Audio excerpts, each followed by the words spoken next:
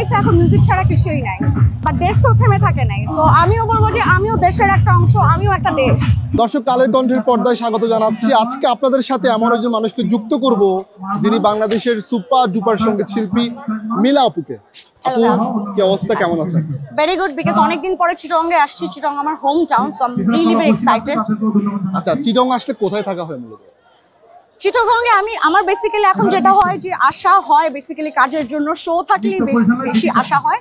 আর দাদির বাড়িতে যেহেতু আসি, আমার দাদির বাড়িতেও একটু ভিজিট করতে যাওয়া হয়। আচ্ছা, দাদির বাড়ি কোথায় দর্শকরা? আমার দাদির বাড়িটা হচ্ছে একদমই, আমার দাদা ডক্টর ছিলেন, ডক্টর আব্দুল গনি চৌধুরী।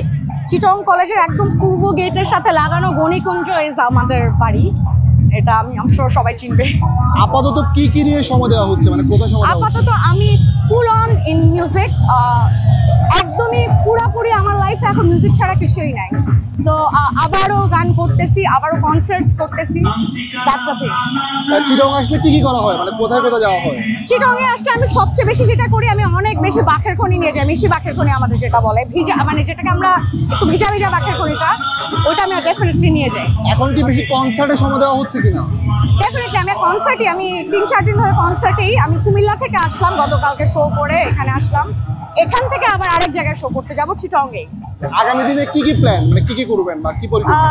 এখন তো নতুন বাংলাদেশ যেহেতু শুরু হয়েছে, সো নতুন ভাবে আবার শুধু গান নিয়েই আমার পরিকল্পনা। অনেক অনেক বেশি গান করতে চাই। বিগত দিনে কি মিলা আপু কি একটু কি থমকে গিয়েছিল কিনা? বা না, এটা সবার লাইফেই হয়, কেউই থমকায় না। দেশও থমকে গেছে, বাট দেশ তো থেমে থাকে নাই। সো আমিও বলবো যে আমিও দেশের একটা অংশ, আমিও একটা দেশ। সো দেশ কখনো থেমে থাকতে পারে না, একটা শিল্পীও কখনো থেমে থাকতে পারে না। আজকে দর্শকদের উদ্দেশ্যে আপনি বলে আপনি শেষ করবেন। আমি বলে আমি শেষ করবো। সব সময় কালের কণ্ঠকে সবাই অনেক বেশি ভালোবাসবেন, বিকজ কালের কণ্ঠ আমার অনেক ফেভারিট একটা পত্রিকা। আমি বলবো যে কালের কণ্ঠ বেসিক্যালি আমার ফার্স্ট প্রায়োরিটি, বিকজ আমার অনেক ফ্রেন্ডসও আছে কালের কণ্ঠে। সবাই বেশি বেশি করে কালের কণ্ঠ পড়ুন, আর আমার বেশি বেশি করে গান শুনুন, অনেক বেশি গান শুনুন, অনেক বেশি গান যাতে আমরা করতে পারি, গাইতে পারি। এই জন্য আমাদেরকেও ইন্সপায়ার করুন।